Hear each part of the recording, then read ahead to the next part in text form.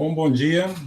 Oitava aula do curso de superfícies de Riemann, e hoje a gente continua a nossa discussão de cohomologia de Čech.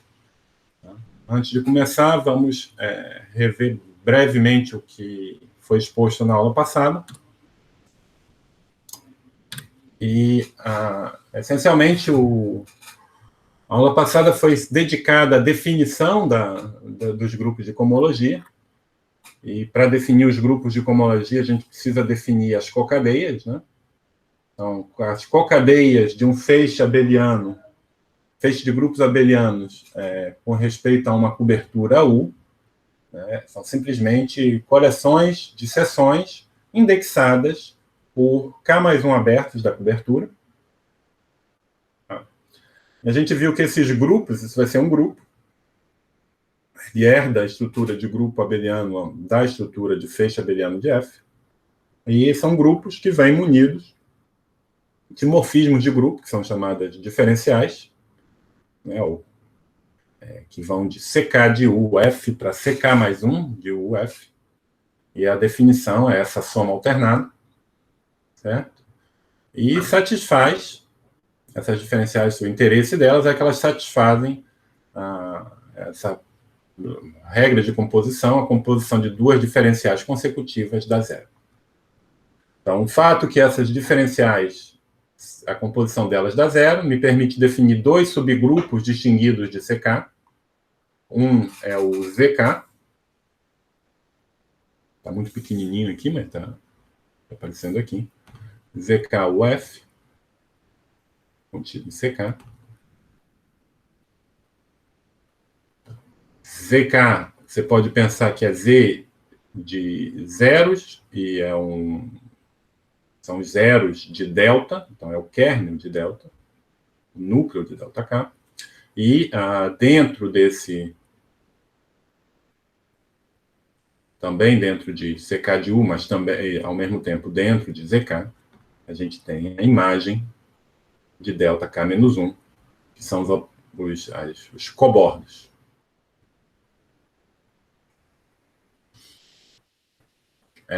Então, a cohomologia de Čech com respeito a uma cobertura fixada é definida como quociente desses dois grupos, tá certo? E para poder ter alguma coisa que independe da cobertura, se eu tenho um espaço topológico X, eu posso tomar um limite sobre todas essas coberturas, um limite direto, e onde para poder falar desse limite, a gente discutiu a restrição, né, o refinamento de coberturas e os morfismos de restrição entre grupos de cohomologia que vêm daí, e que nos permite identificar dois elementos de duas coberturas, dois elementos de um grupo de cohomologia associado a duas coberturas diferentes, passando para refinamentos comuns e comparando no refinamento. É assim, essencialmente, que é definido o grupo. É uma definição, o grupo de cohomologia, né? É uma definição que, à primeira vista, parece difícil de trabalhar, porque envolve um limite direto, né? Envolve você considerar os grupos de cohomologia para todas as coberturas possíveis. E preparando o terreno para poder obter métodos para calcular esses grupos, a gente definiu o feixe fino, que são os feixes que vêm com uma partição da unidade, né, um conceito, uma espécie de abstração do conceito de partição da unidade que a gente encontra na análise real. E para esses feixes finos, o cálculo do grupo de cohomologias, com exceção do primeiro, é trivial e segue que esses grupos são todos zero. Isso vai ser uma ferramenta muito importante, esse resultado vai ser uma ferramenta muito importante para calcular alguns grupos de cohomologia, como a gente vai ver no final da aula de hoje. Tá bom? Começando a aula, vamos começar exatamente onde a gente parou, e vamos considerar três feixes, né, de grupos abelianos sobre um espaço topológico X, F, G e H, e vamos assumir que eles fazem parte de uma sequência exata curta. Então, lembra que uma sequência exata curta é uma sequência onde vou denotar aqui por alfa e por beta, eu tenho que o feixe imagem de alfa, então isso aqui lembra que isso aqui não é o prefeixe, né? É o feixe associado ao prefeixe, então isso aqui é um feixe, nossa terminologia, é igual ao kernel de beta, e também que o kernel de alfa é igual a 0, e que a imagem de beta é igual a H. Bom, então, tem uma sequência exata de 3 feixes, onde eu tenho essas 3 condições, né? Então, essa condição é equivalente a essa sequência C exata aqui, no meio. Essa condição é equivalente à sequência C exata nessa flecha, no F, talvez, e é uma condição dessa, gente. Bom.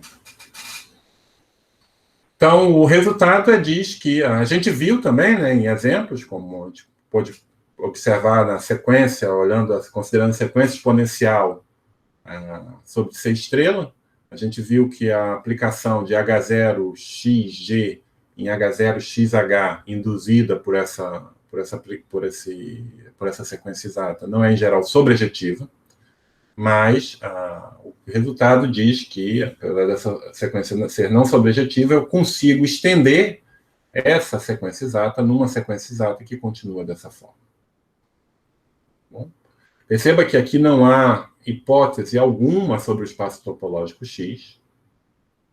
Tá? E aqui é importante observar também que esses morfismos aqui, a gente vai denotar por alfa, beta, beta, são os morfismos induzidos por alfa e beta. Lembra como é que esse sujeito é formado, o H0, o H1 e por aí vai. Então, isso é, em última instância, um quociente, é um limite de quocientes de grupos. E o quociente é o quociente de Z1 por B1, aqui é Z0 por B0, Z1 por B1 e assim por diante. E eu tenho aplicações induzidas por alfa, simplesmente olhando nas aplicações induzidas nos grupos de cocadeia. O alfa induz uma aplicação para toda seção, para todo espaço de seções sobre qualquer aberto, e são essas aplicações que vão ser usadas para definir esse morfismo. Muito bem.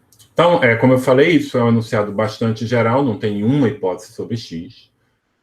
Mas, em geral, a gente não vai estar trabalhando com espaços topológicos arbitrários. Nosso interesse é essencialmente sobre variedades, e que, por definição, são paracompactos. Né? E a gente vai, nesse caso, ter um resultado muito mais forte, onde você consegue continuar estendendo essas aplicações de H0 até Hn. E, novamente, cabe a mesma... Essa aqui é uma sequência exata. Sequência exata de grupos. Bom? Então, não é nossa pretensão provar os resultados, ou mesmo explicar no contexto mais geral. Nas notas, vocês vão encontrar referências para a prova dessa parte mais geral, e também referências para a demonstração desse resultado na sua forma mais geral. Mas aqui eu vou me contentar em provar, ou pelo menos dar a ideia de uma prova, em que eu tenho uma hipótese suplementar. A hipótese suplementar é a existência de uma cobertura, ou, na verdade, de uma família de coberturas arbitrariamente fina. Quando eu falo que eu tenho uma cobertura arbitrariamente fina, quer dizer o seguinte: dada qualquer cobertura, eu vou encontrar um refinamento que vai satisfazer essa condição. Então, eu quero que toda cobertura admita um refinamento onde essas sequências, né, aqui induzidas pelo meu alfa e beta da condição do slide anterior, né, que vem da sequência exata.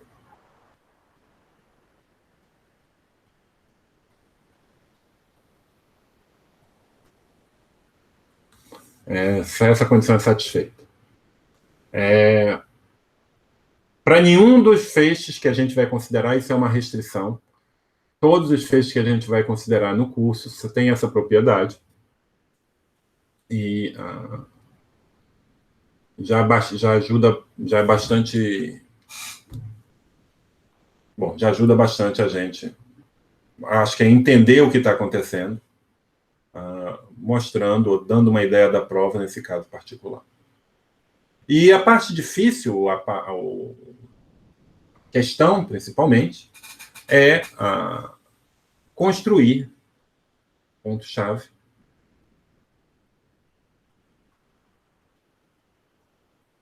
da prova, é construir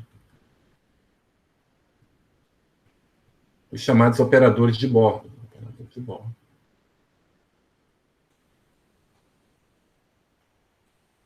Acho que eu denotei por alfa 0, uma coisa horrível a notação. Alfa I. Esse alfa aqui não tem nada a ver com alfa de lá, desculpa pela notação infeliz. De Z, I, U, H, em Z, I mais um, U, F.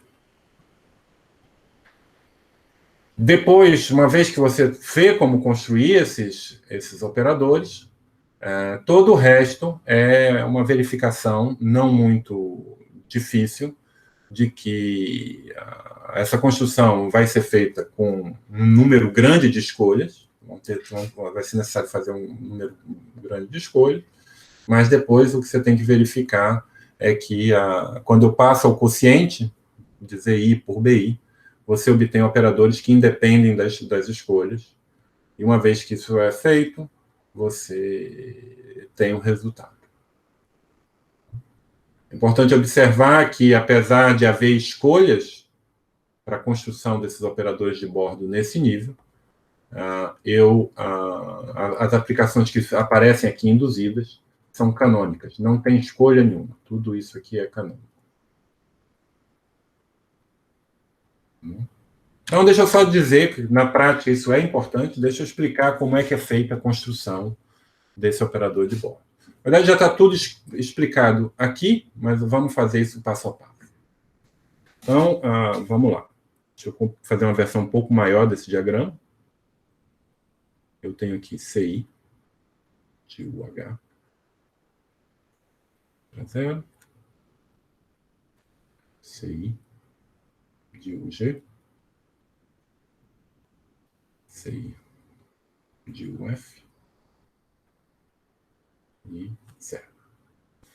Bom? Então, a minha hipótese aqui está jogando simplesmente para eu ter sobrejetividade desse lado. Aqui, a sequência até aqui, a gente sabe que ela é exata.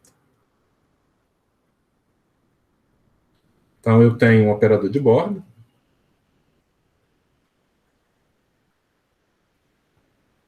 A diferença do operador de bordo, não, desculpa, a diferencial. Delta I. E o que eu quero fazer? Eu quero pegar um gama pertencente aqui, e eu quero definir esse alfa I de gama. Deixa eu só continuar fazendo meu desenhozinho aqui.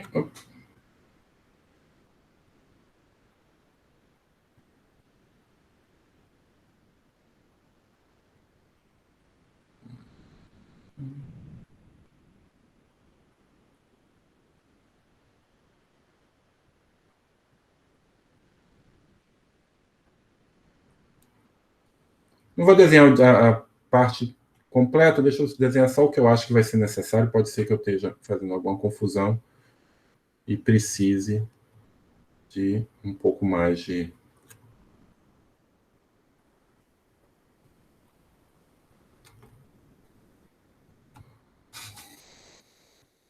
sistemas de elementos. Acho que aqui vou precisar também ser mais um.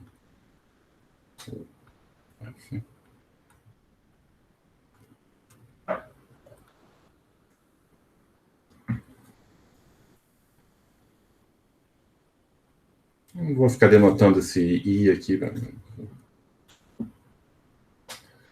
Bom, então, vamos tentar ver como é que isso funciona.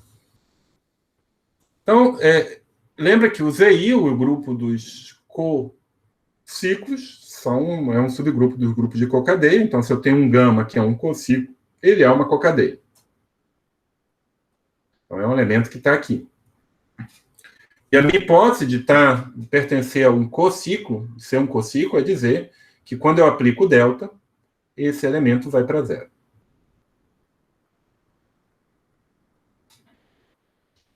Tá certo? Agora, o que eu sei? Eu estou assumindo que as sequências horizontais são exatas. Portanto, existe um elemento, essa aplicação em particular, essa aplicação é sobrejetiva, então existe um elemento gama chapéu, que está indo no gama. Tá certo? E eu sei que essa aplicação, ou eu sei que eu posso considerar o delta desse gama chapéu, e eu sei que esse diagrama é comutativo. Agora, como o delta do gama chapéu vai para zero, e eu estou assumindo que essas sequências são exatas, eu posso tomar um alfa-i, defino aqui o alfa-i de gama, como sendo o elemento que vai parar no delta de gama chapéu. Porque essa sequência é exata, esse sujeito está no núcleo dessa aplicação, então eu posso trazer ele para trás. Agora, então, esse é o meu alfa-i de gama, esse é o sujeito que eu queria definir, que em princípio é só uma co-cadeia. Eu tenho que verificar que ela vai para zero. Ora, mas eu sei que esse cara é um delta. Então, a imagem dele, porque delta ao quadrado é zero, vai para zero. E, portanto, a imagem desse sujeito é alguma coisa que é enviada em zero por essa flecha, novamente pela comutatividade do diagrama. Mas essa aplicação, essa sequência aqui embaixo é injetiva. Então, se eu tenho um delta indo para zero, ou essa interrogação indo para zero, ele tem que ir para zero.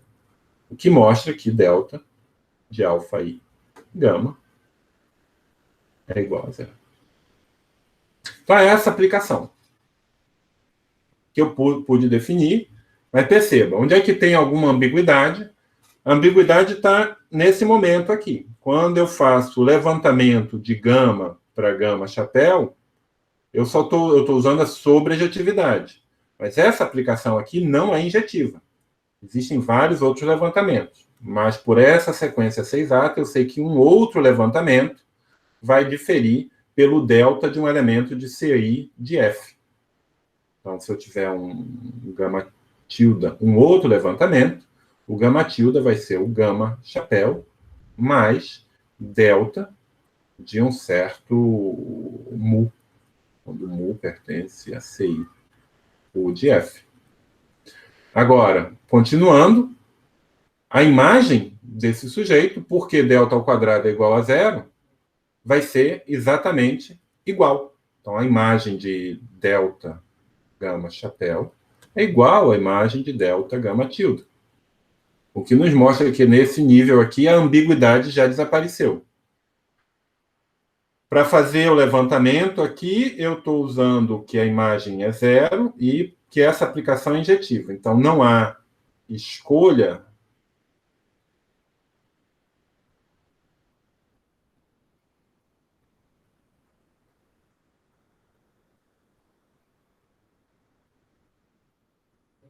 Não há escolha para esse levantamento.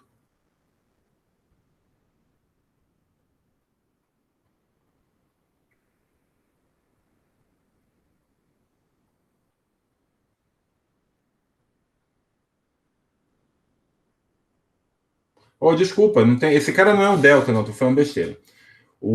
Aqui, o que eu tenho é a aplicação induzida pela alfa, né? Por alfa. Então, esse aqui não é um delta, é um alfa. Tá bom? É um alfa de mu, onde mu pertence a CI. Perdão. Então, o que eu estou falando, isso aqui é falso. Então, o que eu tenho é que delta de gama til é delta de gama chapéu mais delta de alfa de mu. Tá bom? Então, uma outra escolha me daria um elemento desse tipo. Agora, o levantamento é injetivo, então vai ser o levantamento de gama chapéu mais o levantamento dessa coisa, alfa de mu. Mas, como o diagrama comuta, o levantamento de delta alfa de mu, né, para cá, ele vai ser a mesma coisa que a imagem do mu pelo delta. Então, delta, digamos, o levantamento, quando eu olhar aqui para alfa e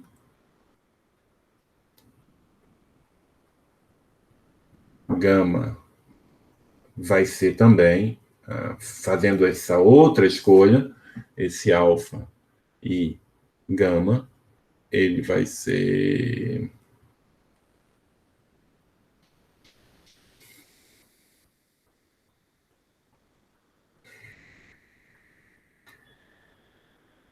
o levantamento dessa coisa.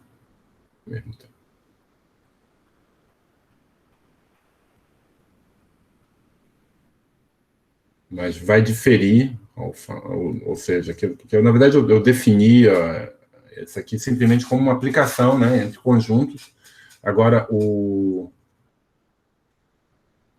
quando eu faço essa outra escolha, uma escolha de levantamento distinto do gama-chapéu, eu obtenho um outro alfa e gama, mas o outro alfa e gama difere do alfa e gama anterior que eu defini pelo cobordo, pelo delta de mu.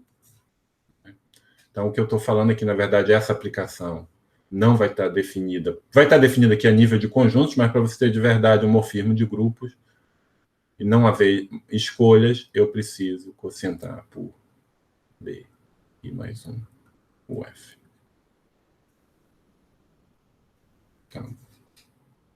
Então, o exercício é brincar nesses diagramas, né? Um tipo de prova que se chama caça no diagrama. E, novamente, é você seguir o caminho natural. Não tem escolhas envolvidas, mas essas escolhas são mortas, são anuladas quando você passa o quociente.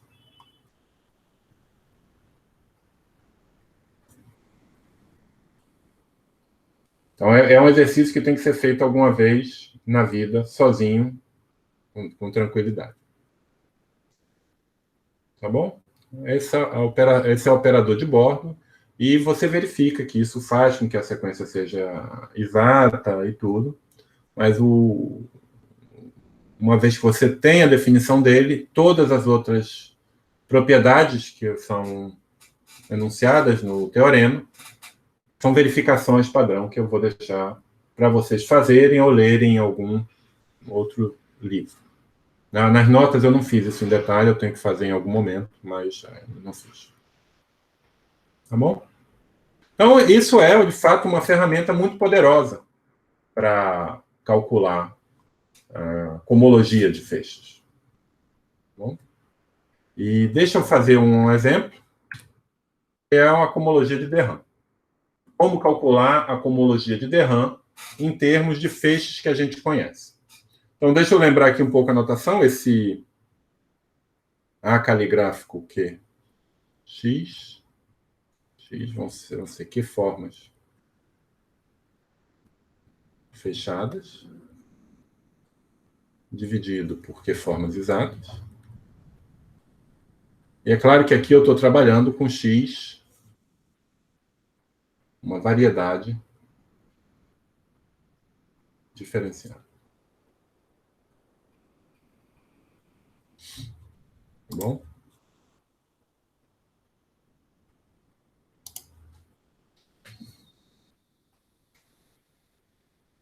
Então, lembrando, provavelmente vocês viram essa definição no curso de análise de variedades.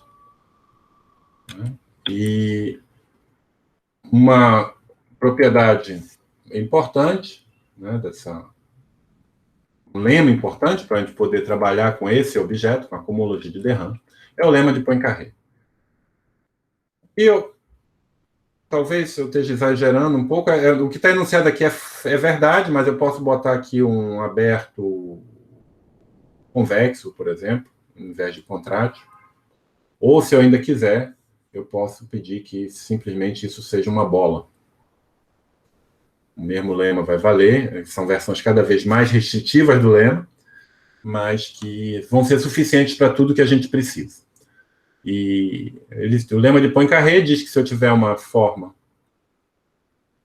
se eu tenho contido em Rn, convexo, ou contrátil, ou uma bola, se eu tenho d ômega igual a zero, implica, né, qualquer forma.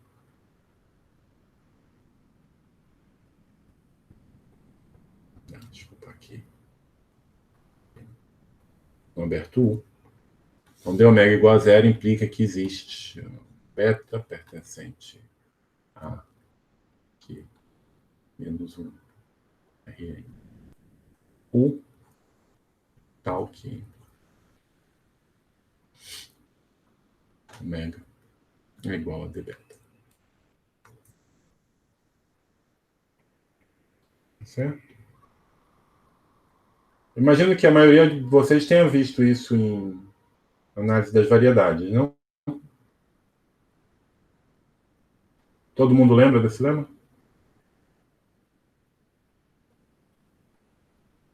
Sim.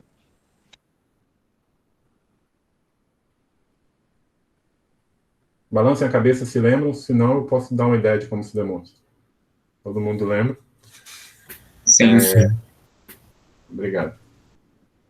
E esse lema, na verdade, pode ser reformulado, ele nos dá o seguinte corolário. Né?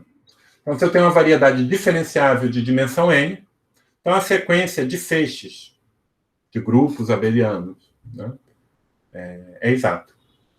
Essa sequência aqui. Então, lembra, esse sujeito aqui são as funções sem infinito de x em C. Bom? E primeiro, vamos verificar que isso é exato. Então, lembra que esse sujeito aqui é o feixe localmente constante. Bom? E se eu tiver uma seção, se eu pegar um aberto contrátil, um aberto pequeno, né, ou conexo, se eu tenho uma função localmente constante, eu vejo ela como uma função classe sem infinito, ela é zero naquele aberto, somente se ela já era zero aqui. Então, eu tenho a injetividade dessa aplicação de feixes. Bom? Agora, a gente sabe que uma função tal que a diferencial é zero, é porque ela é constante, ou pelo menos localmente constante. Logo, o núcleo dessa primeira diferencial é a imagem desse outro. Lembra que para verificar que um núcleo é igual à imagem, basta eu verificar em nível de germes.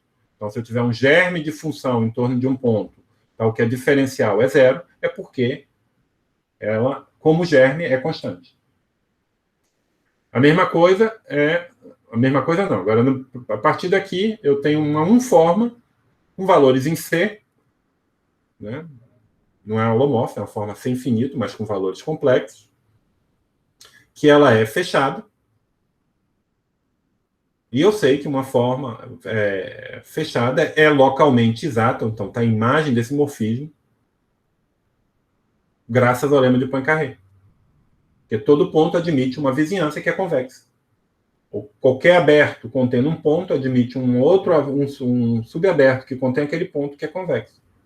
Então, eu tenho exatidão aqui, e tem exatidão em todos os outros níveis. Então, isso é uma sequência exata de fechos, uma sequência exata de fechos. Uma sequência exata longa, não é uma sequência exata curta.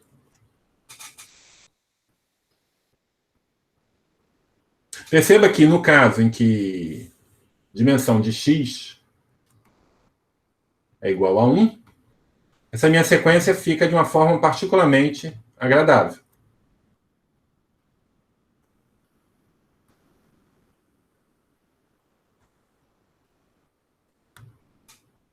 Ela virou uma sequência exata curta.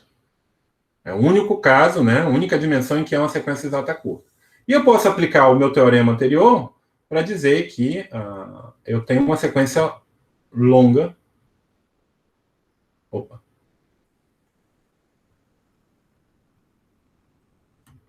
Dessa forma.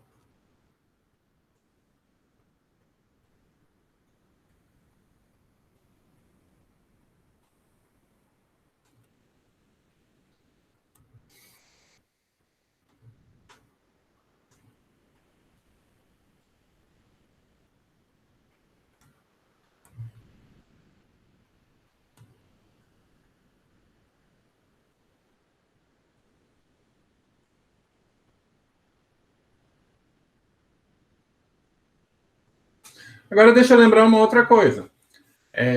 Esse sujeito, o A0x, todos esses caras, são feixes finos. Portanto, esse grupo de cohomologia é zero. Esse também é zero. Então, aqui eu tenho uma sequência que, na verdade, me dá aqui... Posso botar um zero aqui.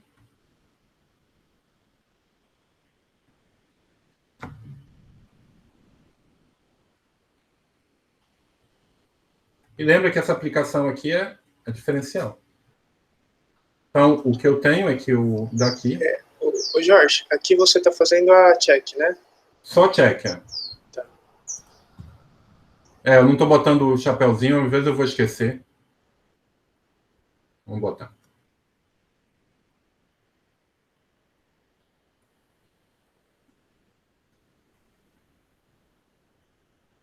Então, eu tenho que daqui eu deduzo que o H1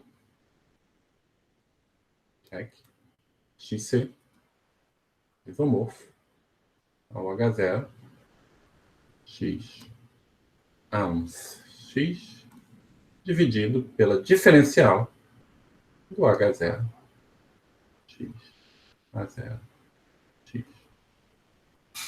Mas isso é a definição. Né? O H0, check é o H0, são exceções globais, são as unformas globais. Como eu estou em dimensão 1, toda unforma global é exata, é fechada. E eu estou dividindo pelas formas exatas, diferenciais de funções. Então, o que a gente está obtendo aqui é o H1 de Derram de X, coeficientes complexos. Eu poderia... vocês podem estar com certo desconforto de eu estar fazendo formas com valores complexos. Você pode substituir... É só questão de notação, porque eu defini esse sujeito com as formas com valores complexos. Eu poderia fazer a mesma coisa trocando C por R, e olhando formas, funções reais, unformas reais, e por aí vai. E aí você vai obter que...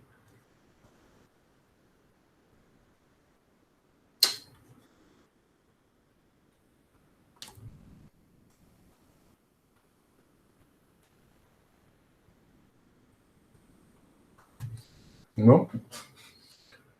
E isso não é uma coincidência, tá bom? Em geral, você não tem...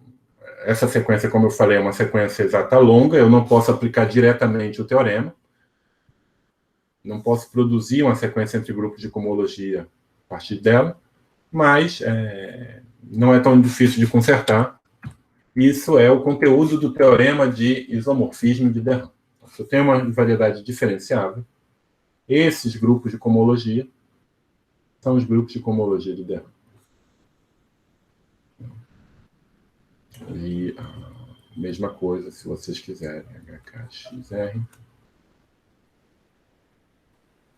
HK de Rham XR. Eu acho é um resultado espetacular, né? Porque, se vocês pensarem, aqui é só topologia. E aqui é um objeto definido com operadores diferenciais, então é do mundo da análise. Então, por métodos puramente topológicos, a gente recupera a cohomologia de de Rham, que é um objeto aparentemente analítico. Bom? Então, como é que a gente mostra esse resultado? A ideia é partir da minha sequência exata, né? Eu tenho essa sequência exata C. Fazer X. A1, X. A2, X. Por aí vai.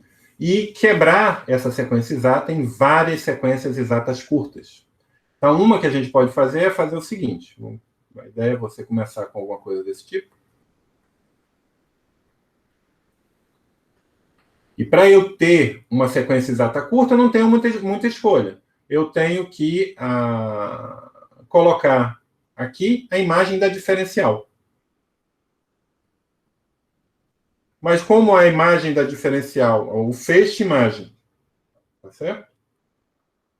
Agora, o feixe imagem, como essa sequência é exata, é a mesma coisa que o feixe núcleo desse outro. E, portanto, o que eu coloco aqui é o Z1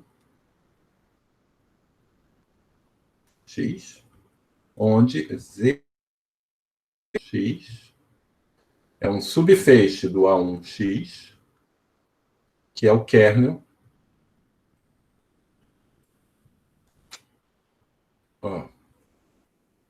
que vai ser igual ao kernel da diferencial de A1X para A2X. Então, é um subfeixe cujas seções são as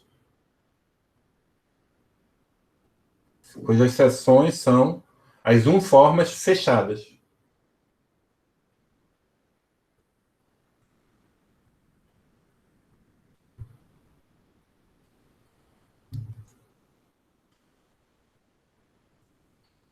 Tá certo? E agora a gente aplica o teorema da sequência longa associada a esse feixe. E o que ele me dá? Ele me dá alguma coisa assim, né? Check XC. Check X a 0. Check X. Z1 de X. Vamos botar na outra linha. H1, check XC. H1, check X. X0. H1, check X. Z1.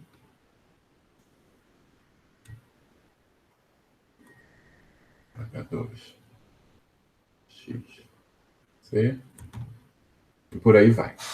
Mas vamos olhar o que está acontecendo aqui. A gente sabe que entre esse feixe, ele não é um feixe fino, não tem partição da unidade para esse feixe. Esse feixe é um feixe fino.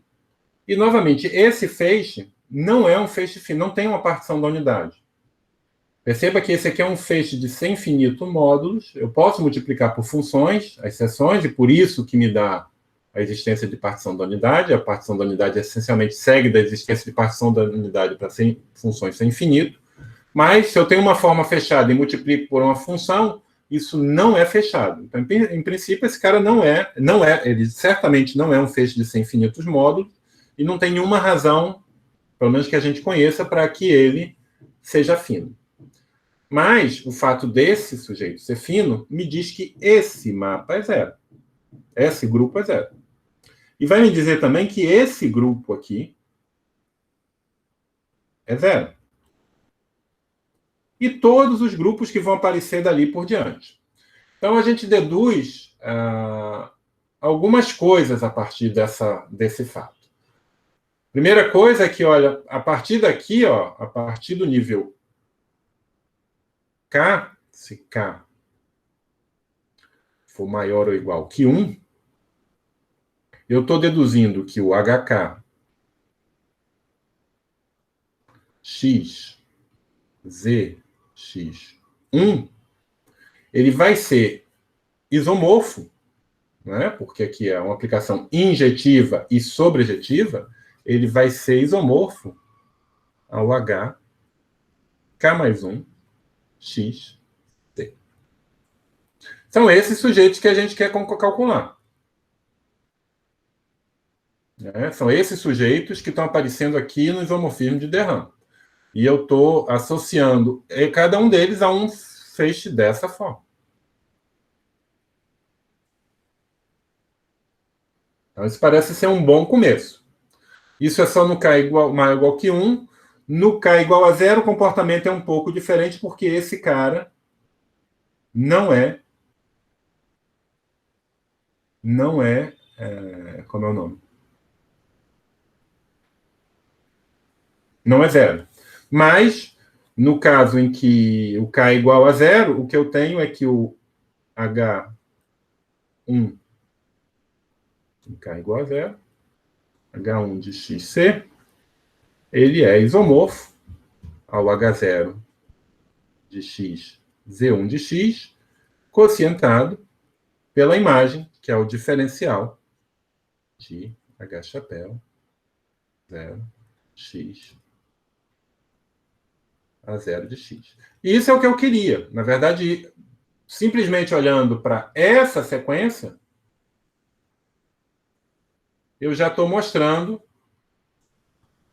essa coisa que vai me permitir trabalhar nas ordens superiores, mas está mostrando também que o H1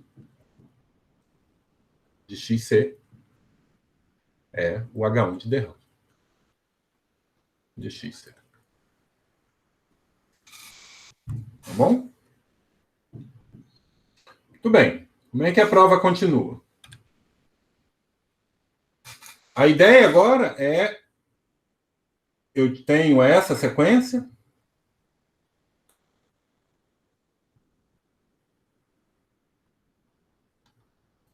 e eu quebrei ela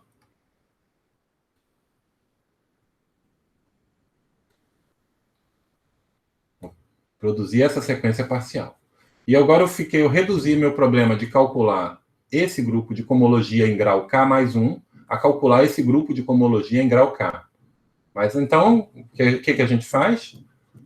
Pela definição de Z1, ele é o kernel, então ele tem uma injeção em A1. E o núcleo, o conúcleo, é justamente o Z2, onde esse cara é o feixe das duas formas fechadas. E perceba a analogia entre essa sequência e essa. O feixe que está aparecendo aqui no meio é um feixe fino. Então, eu vou ter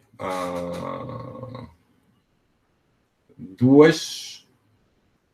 Posso olhar para a sequência longa, como no caso anterior, e observar que o H1 check X Z1X, ele vai ser o H0 check X 2 dividido pela diferencial do H0 então, X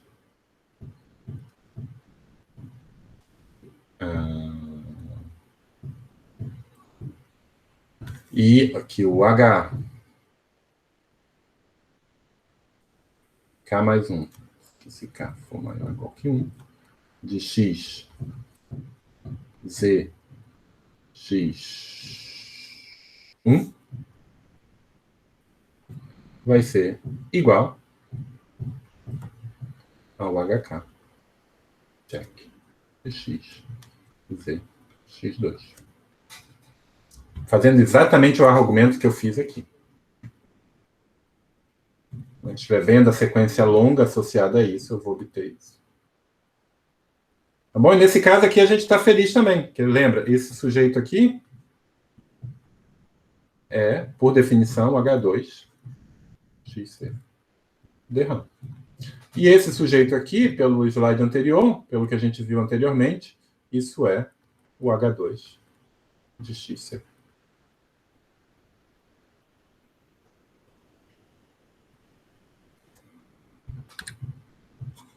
Bom, H2 de XC é o H1 do Z1. Tá bom? Então, a argumentação é isso. A gente te mostra da primeira sequência que o H1 chapéu é o H0 de XZ1 dividido por H0 de X a 0x.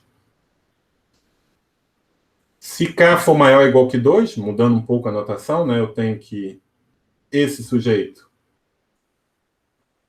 vale isso. Isso aqui foi o que a gente mostrou. Essas duas coisas são implicadas da sequência longa.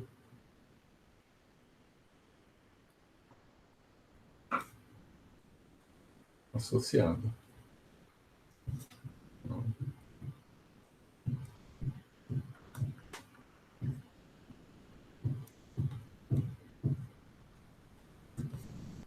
Aqui não, o X não está na notação, mas bom, isso não é importante.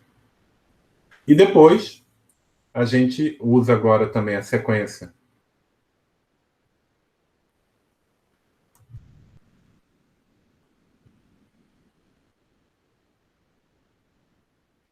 Oh, desculpa, aqui não é X, né? É a 0x. Aqui é o diferencial.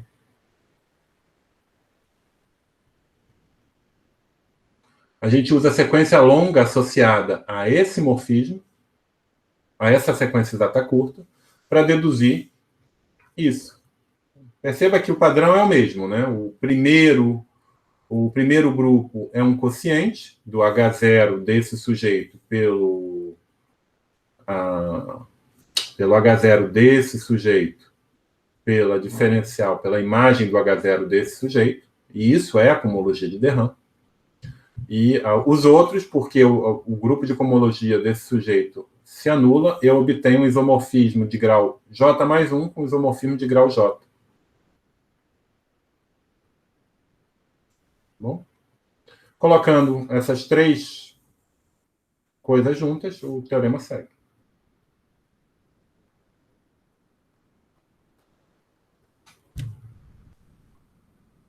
Então, o teorema é simplesmente combinação desses três fatos que são obtidos diretamente dessas sequências exatas curtas, aplicando o teorema anterior. Bom, então, eu acho realmente um teorema belíssimo, né, que relaciona topologia com análise, mas vocês podem ter ficado com um certo gosto estranho, porque a gente não parece ter feito nada parecido com análise aqui nessa prova. De fato, a gente não fez. Toda a análise envolvida para a prova desse resultado está no lema de Poincaré. Todo o resto é manipulação absolutamente geral com sequências exatas de feixes. E, de fato, a gente tem um teorema bem mais geral, que a prova é exatamente a mesma que a gente fez. Não tem nenhuma diferença na prova. O teorema diz o seguinte: seja F um espaço topológico para compacto e seja uma sequência exata de feixes de grupos abelianos.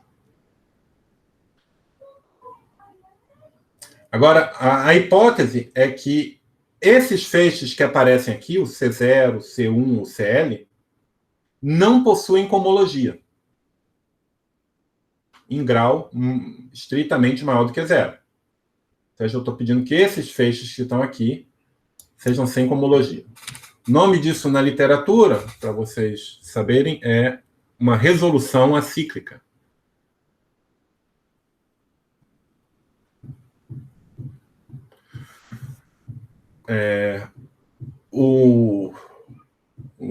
para explicar um pouco o que quer dizer esse resolução acíclica, o acíclico é o seguinte, a gente diz que um F é um feixe. É acíclico se HI XF é igual a 0 para qualquer I maior ou igual que 1. Ou seja, não tem cohomologia além das seções globais.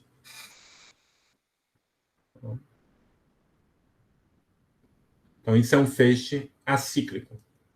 E é uma resolução, perceba aqui uma sequência exata, que sim, é uma espécie de maneira de você apresentar um feixe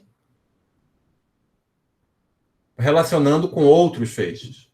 E sequências exatas longas, onde um feixe aparece aqui nesse primeiro termo, isso é uma resolução desse feixe. Tem muito mais do que isso. Mas certamente, se vocês já fizeram um curso de álgebra comutativa, vocês já viram conceitos similares. Então, eu tenho essa resolução acíclica de F. Então, eu posso recuperar a cohomologia de F olhando aplicações a nível de seções globais. Afinal de contas, seções globais é o único grupo de cohomologia que existe para todos esses feixes aqui por hipótese. É essa a hipótese. Então, eu posso escrever o HK de XF como kernel do H0CK em H0CK mais 1, dividido pela imagem do H0CK menos 1 no H0CK. E eu insisto, vocês podem voltar à demonstração do teorema de isomorfismo de de Rham, trocar AK por CK, não falar de formas, falar simplesmente formas fechadas, falar simplesmente do feixe núcleo de morfismos aqui, e você vai ter a demonstração desse teorema. É a mesma demonstração. Não tem nada demais acontecendo. O ponto todo é que nem sempre é fácil você produzir uma resolução acíclica. E a magia, no caso do teorema de isomorfismo de de Rham, é que o lema de Poincaré nos deu uma resolução acíclica. Tá bom? Muito bem. Para terminar, deixa eu enunciar um resultado que eu não vou demonstrar, mas que vai ser bastante... a gente vai usar. Um resultado que é um teorema de análise, na verdade. É o teorema de Cartan-Serre, né, que é sobre cohomologia em variedades complexas compactas. Em particular, em superfícies de rimas compactas. Tá bom? Então, é só um teorema, tem um enunciado bastante simples. Eu vou pegar um fibrado vetorial e considerar o feixe de seções desse fibrado vetorial. Então, todos esses grupos de cohomologia, para todo I maior ou igual que 0, são de dimensão finita. Então, os grupos de cohomologia de feixes de seções de um fibrado vetorial sobre uma variedade complexa compacta são espaços vetoriais de dimensão finita. Demonstração precisa de um pouco de análise funcional. Eu não vou entrar nesses meandros. Não sei que alguém no futuro, talvez nas exposições, é um tema, para quem é mais inclinado em análise, é um tema possível de expor um teorema assim. Mas eu não vou entrar na prova desse resultado. Mas eu não vou me privar de usar ele, no caso particular de fibrados lineares em superfície de rima. Se eu não me engano, nas notas tem uma referência, se vocês quiserem ter uma ideia de como isso é demonstrado. Então, foi isso que eu tinha planejado para hoje. E na aula que vem, é isso que eu queria um pouco contar para vocês dessa teoria de feixes, é o básico que a gente vai utilizar. E a gente vai ver na aula que vem outras instâncias desse resultado. Então, a gente vai olhar para a cohomologia de Dubos, que é uma cohomologia parecida com a cohomologia de de Rham, mas que leva em conta a estrutura complexa de uma variedade complexa. Muito bem. É isso. A gravação, a gente continua na próxima semana.